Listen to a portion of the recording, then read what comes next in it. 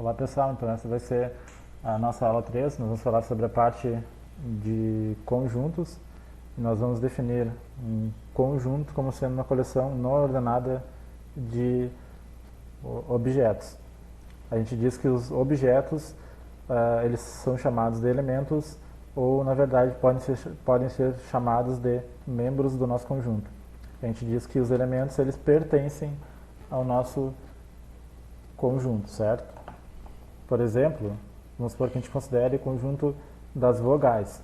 Daí nós temos o A, o E, o I, o O e o próprio U. Então a gente diz que os objetos A, E, I, O, U, eles são elementos do nosso conjunto e a gente diz que eles pertencem ao nosso conjunto V. Vamos supor então que a gente considerasse o I como sendo um conjunto dos números ímpares positivos menores que 10. Então a gente tem o 1, o 13, o 5, o 7 e o 9, certo? Então os elementos são esses aí. A gente diz que cada um deles pertence ao nosso conjunto. Quando o elemento ele pertence a um conjunto A, por exemplo, a gente vai usar essa notação aqui. Quando ele não pertence, a gente usa essa outra, certo? Com base nisso, a gente pode dizer então que o 1 ele pertence ao I, o A pertence ao V, o 5 pertence ao I, o Izinho pertence ao V, o 1 ele não pertence ao V, o A ele pertence ao I, o 5 ele não pertence ao V e o Izinho ele pertence ao I. Existe uma maneira também que a gente pode representar um conjunto através de uma característica própria. Então, no caso dos ímpares positivos menores que 10, a gente pode dizer que são todos os x, tal que x é inteiro ímpar, positivo e menor que 10. Então a gente está dando uma característica em comum dos elementos, certo? No caso das vogais, ia ficar todos os x, tal que x é vogal, certo? Existem alguns conjuntos que a gente tem que dar uma certa analisada neles. O primeiro seria o conjunto dos naturais, onde aparece o 0, 1, o 2, o 3, o 4 e assim por diante. Aparece também o conjunto dos inteiros. Além de ter os positivos, também tem os negativos. Também aparece o conjunto das frações, que a gente escreve com essa notação, onde o numerador é inteiro e o denominador também. A única exigência é que o denominador tem que ser diferente de zero. Também nós temos o conjunto dos números que não podem ser escritos em forma de fração. Esse conjunto é conhecido como o conjunto dos irracionais. Por exemplo, a gente conhece o π. O π ele é aproximadamente 3,1416 e assim por diante. É possível provar que o π ele não pode ser escrito em forma de fração. Então quer dizer que ele não pertence aos racionais, então portanto ele pertence aos irracionais. Por fim, nós temos o conjunto dos reais, que na verdade ele é a união dos racionais com os irracionais, certo? Existem uns conjuntos que na verdade eles são casos particulares dos conjuntos definidos acima.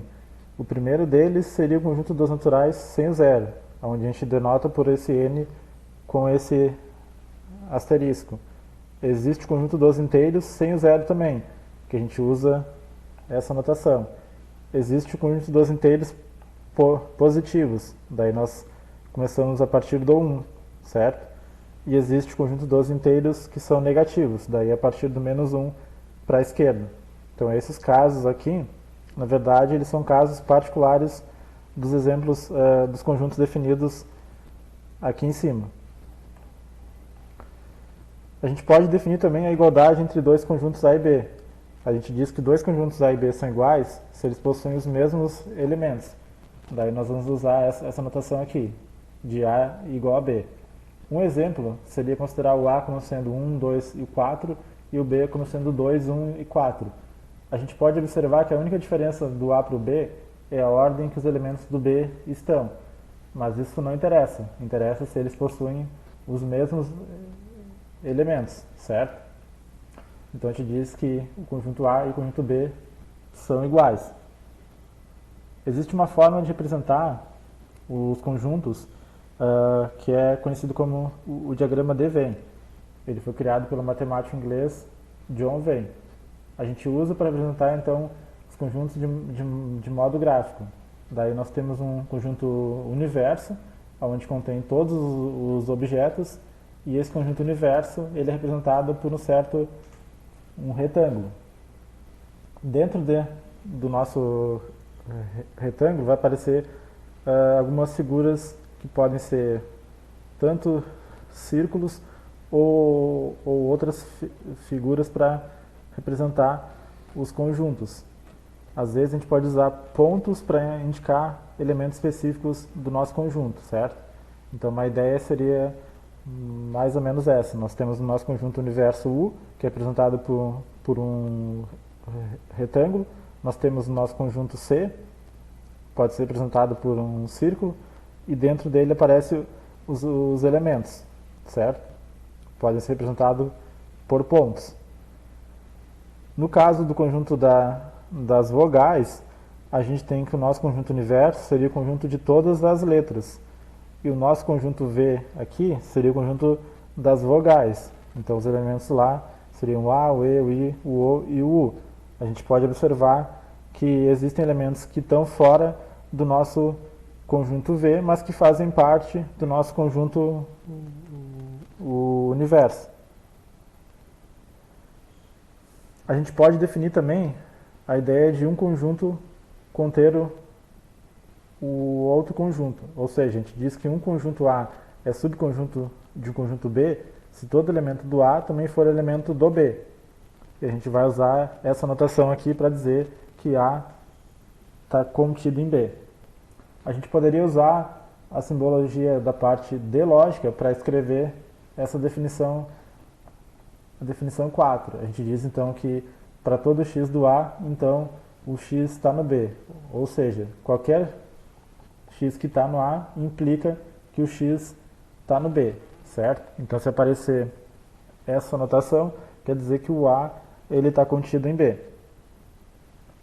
A gente pode representar essa contenção entre A e B também através do nosso diagrama de Venn, onde aparece o nosso conjunto universo, aparece o nosso conjunto B aqui e aparece o nosso conjunto A. E a gente observa que a bolinha do A está dentro da bolinha do B. Isso porque o A está contido no B. A gente observa que tem elementos que estão no A e que não fazem parte do B. Com base nessa definição ali de contenção, a gente observa que os naturais estão contidos nos inteiros, os inteiros estão contidos nos racionais e os racionais estão contidos nos reais. E um caso à parte seria o dos irracionais, mas ele também está contido nos reais. Daí, usando o diagrama de Venn, a ideia seria mais ou menos essa. Nós temos uma bolinha dos naturais, dos inteiros e dos racionais, observando que a dos inteiros contém a dos naturais e a dos racionais contém a dos inteiros. E por fim, esse I aqui, ele faz parte, ele é um conjunto, na verdade, à parte desses outros. E a gente tem o nosso conjunto universo, que seria o conjunto dos reais, que seria a união dos racionais com os irracionais. A gente pode definir também a ideia de produto cartesiano entre dois conjuntos A e B. E a gente usa essa notação aqui de A vezes B para dizer que são todos os pares ordenados onde o primeiro elemento está no A e o segundo elemento está no B. Então essa seria a ideia de produto cartesiano, certo? Vamos supor então que a gente quisesse saber qual é o produto cartesiano entre o A, que é formado pelas letras MN, e o B formado pelas letras 1, 2, 3. Então a gente vai ter que olhar para os elementos, para os pares ordenados, onde o primeiro vai estar no A e o segundo vai estar no B. A gente pode observar que cada elemento do conjunto A ele pode ser par de 3 elementos do B. Então quer dizer que o M pode ser ligado com 1, com 2 e com 3. O N com 1, com 2 e com 3. Então a gente tem 6 pares ordenados. Então a gente tem o par M1, M2, M3, N1, N2 e o N3. Então quer dizer que o nosso produto cartesiano entre A e B vai ser formado por todos esses 6 pares. Então essa seria a ideia de produto cartesiano, certo? Então essa seria a, a nossa videoaula da nossa aula de hoje, certo? Daí vocês tentem fazer os exercícios lá que eu vou passar lá.